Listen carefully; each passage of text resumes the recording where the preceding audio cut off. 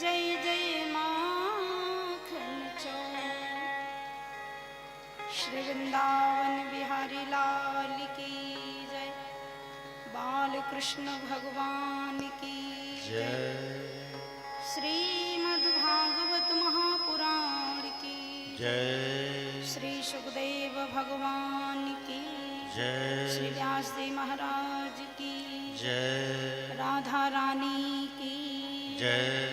श्री हनुमान जी महाराज की जय। श्री शंकर भगवान की जय। जय जय श्री राधे।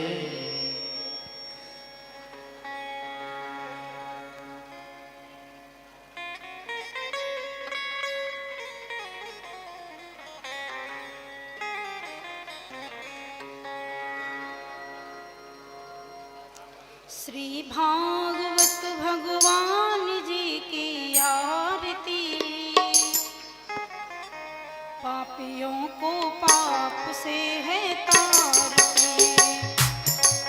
श्री भागवत भगवान की है आरती।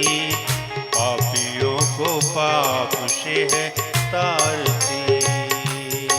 श्री भागवत भगवान की है आरती।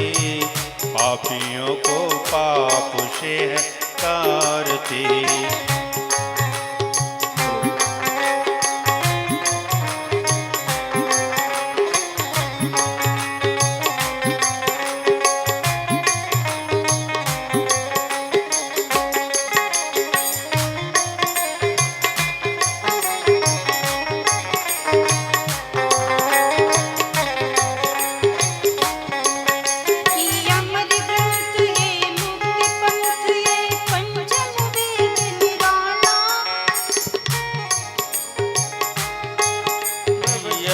ग्रंथ ये मुक्ति पंथ ये पंचम वेद निराला। नव ज्योति जगाने वाला।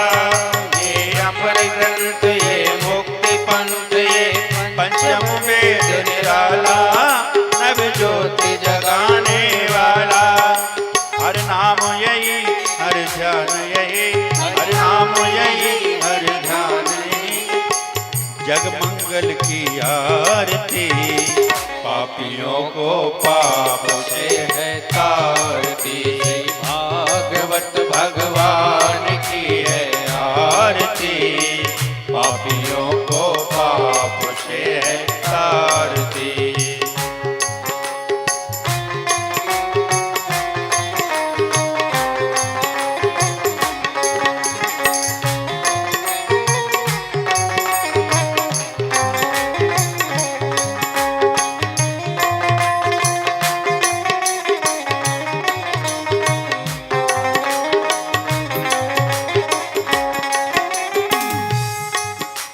शांति गीत पावन पुनीत पापों को मिटाने वाला।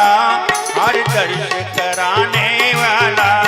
ये शांति गीत पावन पुनीत पापों को मिटाने वाला। हर दर्श कराने वाला। हर दर्श कराने वाला। ये सुख करनी ये दुख हरनी। ये सुख करनी ये दुख हरनी। श्री मधुसूदन की आरती। पापियों को पाप से है तारती। श्री भागवत भगवान की है आरती। पापियों को पाप से है तारती।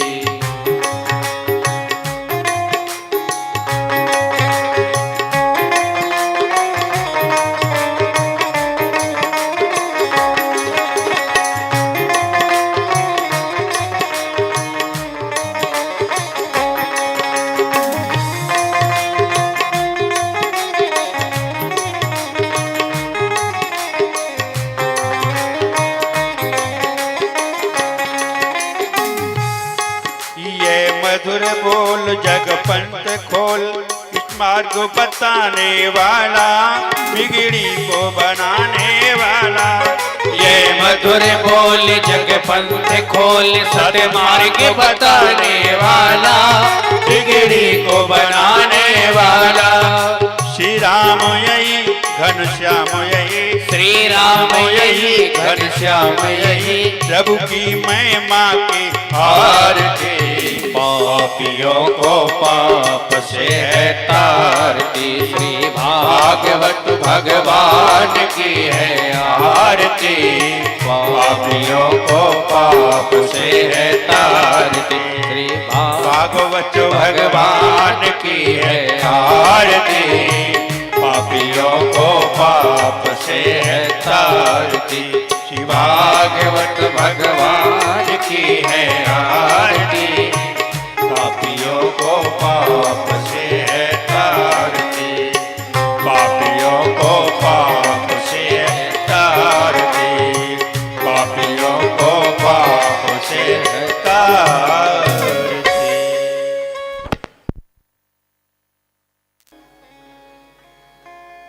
देखिए,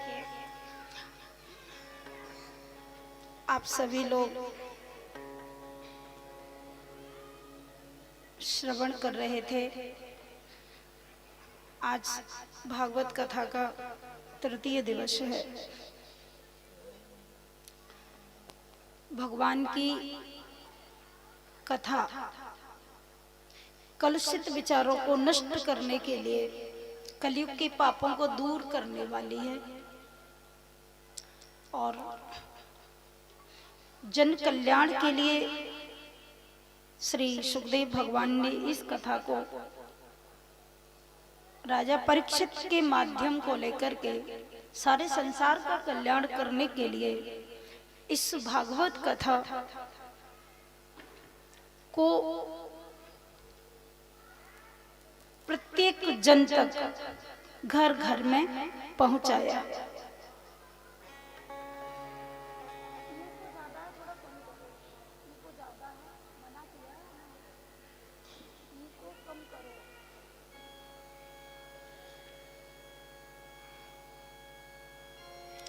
तो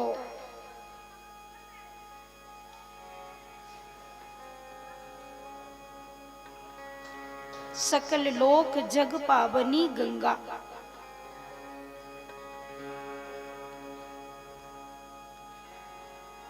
आप लोगों ने कल बड़ा सुंदर श्रवण किया था कि भगवान श्री कृष्ण की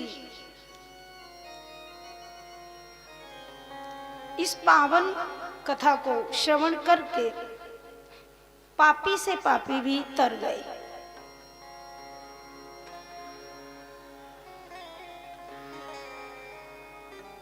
कल महाभारत के युद्ध में जहां पर अश्वत्थामा ने द्रौपदी के 5 पुत्रों को मारा और उसके बाद परीक्षित को नष्ट करना चाहा, उत्तरा के गर्भ में ब्रह्मास्त्र को छोड़ दिया। वहां पर भगवान श्री कृष्ण ने सूक्ष्म रूप धारण करके गर्भ में प्रवेश किया। देखो, भगवान कभी गर्भ में नहीं आते हैं। गर्भ में तो जीव आता है, माता पिता के संयोग से जो पैदा होता है वो गर्भ में आता है। भगवान पैदा तो होते नहीं, ना ही तो भगवान पैदा होते हैं और ना ही भगवान मरते हैं। वह तो अविनाशी है।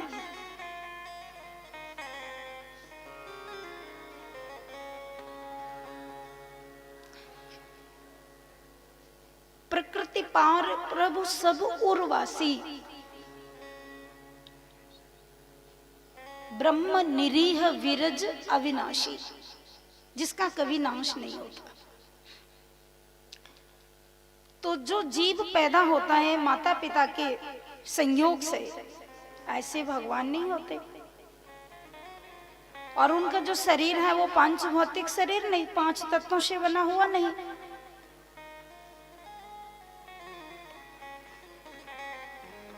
तुलसीदास बाबा की कलम ने बड़ा सुंदर वर्णन किया है।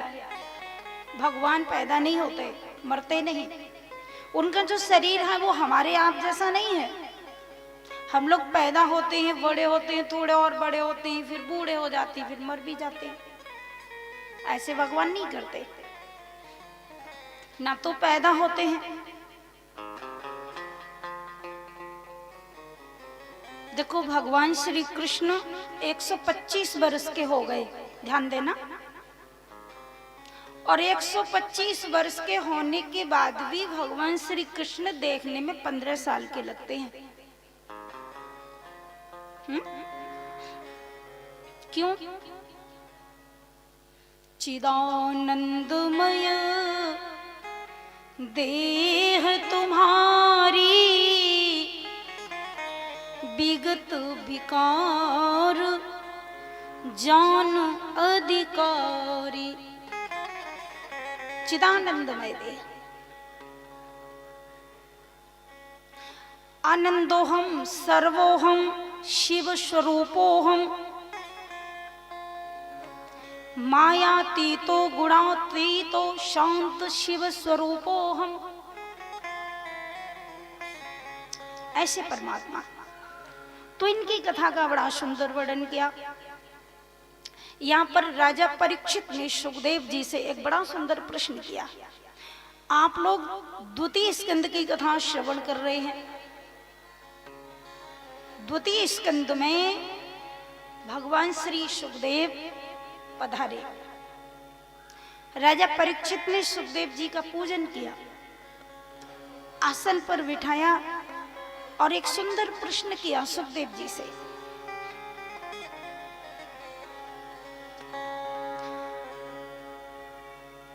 अतः प्रक्षामि संसिद्धिं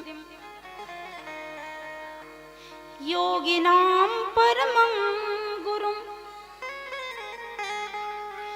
पुरुषस्य यत् कार्यं म्रियमाणस्य सर्वथा। कल मैंने आपको निवेदन किया था, किसी संत का यदि दर्शन हो तो संत से प्रश्न कैसा करना चाहिए। बेटा बेटी का प्रश्न नहीं करना चाहिए, दुख सुख का प्रश्न नहीं करना चाहिए, वो तो हमें अपने भाग्य से ही मिल जाएगा। संत से जब भी प्रश्न करो तो भगवान के बारे में करो, हमें भगवान का दर्शन कैसे होगा।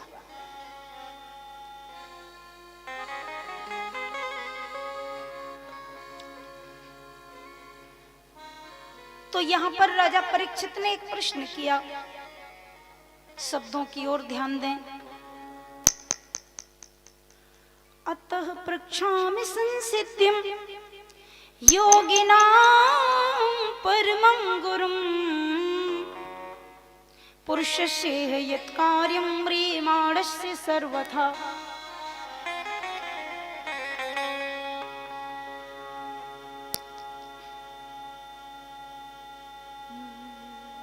श्री सुखदेव जी के चरणों को छूकर के प्रार्थना की और कहा कि मैं एक ही प्रश्न करना चाहता हूं।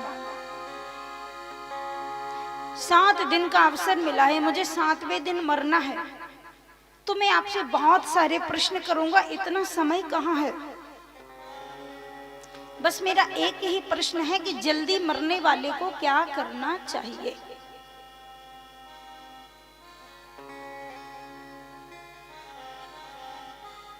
म्रियमाण से सर्वथा, जो मरने वाला है, जिसकी मृत्यु इंतजार कर रही है, प्रतीक्षा कर रही है, उस व्यक्ति को क्या करना चाहिए। श्री सुखदेव भगवान ने कहा, राजा परीक्षित तुमने तो बहुत अच्छा प्रश्न किया है, और यह प्रश्न, इसका जो मैं जवाब दूंगा, उत्तर दूंगा, तुम्हारे प्रश्न का समाधान करूंगा मैं, इसमें सारे संसार का कल्याण छुपा हुआ है।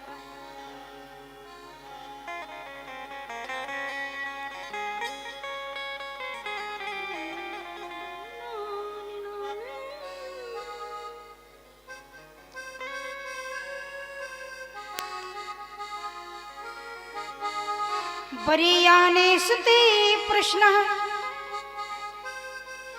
कृतो लोकहितं नृप। वरीयानेस्ते प्रश्न, बहुत सुंदर प्रश्न किया है, बहुत अच्छा प्रश्न है आपका। लोकहितं नृप, इससे आपका ही कल्याण नहीं, सारे संसार का कल्याण होगा, पूरे विश्व का कल्याण होगा। योग नाम नृप निर्णीतम हरेर नामानुकीर्तनम।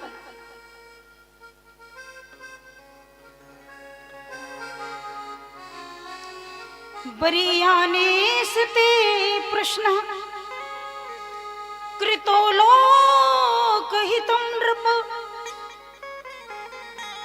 आत्मवित् सम्मतः पुंसाम्।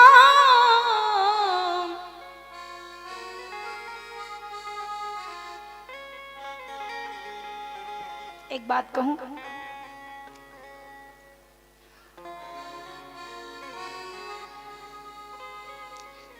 सुखदेव जी ने जो कथा राजा परीक्षित को सुनाई वह 7 दिन तक सुनाई, और 7वें दिन तक्षक नाग ने सुखदेव जी को परीक्षित जी को डस लिया। तो ये कथा क्यों सुनाई?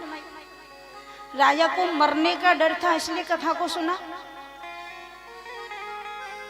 नहीं, परीक्षित को मरने का डर नहीं था। और यदि मरने का डर था तो जो देवता लोग अमृत का कलश लेकर आए, उस अमृत को सुखदेव जी परीक्षित को पिला देते, अमर हो जाता, क्यों मरता? लेकिन पिलाया नहीं। भागवत कथा से क्या होता है? श्रवण करने से क्या फल मिलता है? ऐसा नहीं है कि भागवत कथा को हम सुनेंगे तो मरेंगे, नहीं। ऐसा कोई माई का लाल पैदा नहीं हुआ जो धरती पर आया और गया, नहीं, सबको जाना है। सूर्य भगवान जब प्रकट होते हैं तो और बात होती है, दोपहर के 12-2 बजे और बात होती है, और सायंकाल में वो भी अस्ताचल की ओर चले जाते हैं। तो जाना तो सबको है। तो परीक्षित को मरने का डर नहीं है। भागवत कथा को सुनने से मृत्यु को नहीं टाला। यदि परीक्षित चाहते तो मृत्यु टल जाती, अमृत पी लेते, अमर हो जाते, मरते नहीं। परंतु अमृत को पिया नहीं। भागवत कथा को सुनने से मरने का जो डर है वो खत्म हो जाता है। हम लोग बहुत डरते हैं कि मर जाएंगे, मर जाएंगे, मरना है सबको। ये जो मृत्यु का डर है, तो भागवत कथा को श्रवण करने से जो मृत्यु का डर है वो दूर हो जाता है।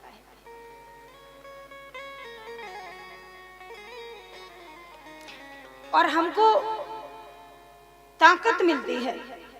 हमारे कोई सुई चुभो देता है तो दर्द होता है, तो हमने जो किया है उसका फल तो हमको मिलना है।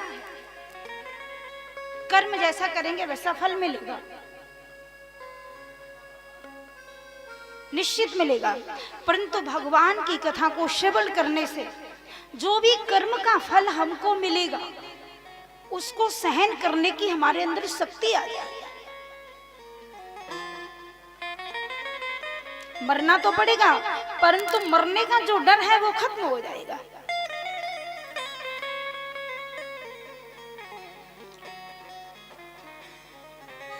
हाँ, यदि भगवान की विशेष कृपा हो गई तो कहो, क्योंकि भगवान की भक्ति से तो प्रारब्ध भी नष्ट हो जाता है।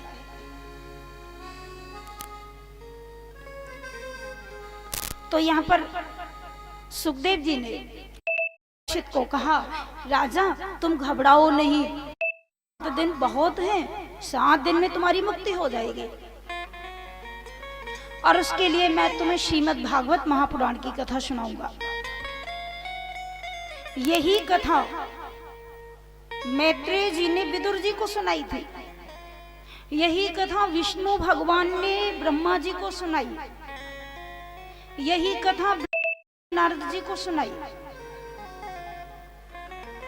और यही कथा नारद जी ने व्यास जी को सुनाई। यही कथा व्यास जी ने सुखदेव जी को सुनाई। और वही कथा मैं तुमको सुनाऊंगा।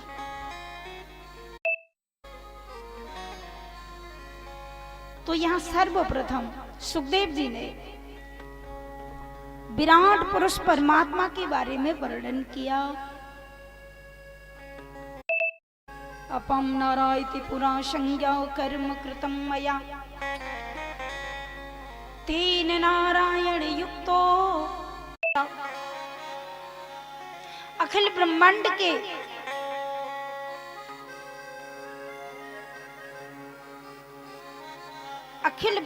के राजा परमपिता परमात्मा श्री नारायण भगवान क्षीर सागर में जब शयन करते हैं, जब भगवान अपनी योग निद्रा में लीन हो जाते हैं, शांताकारं भुजगशयनं पद्मनाभं सुरेशं विश्वाधारं गगन सदृशं मेघवर्णं शुभांगं लक्ष्मीकान्तं कमलनयनं योगभिर्ध्यानगम्यं वन्दे विष्णुभावभयहरं सर्वलोकैकनाथं।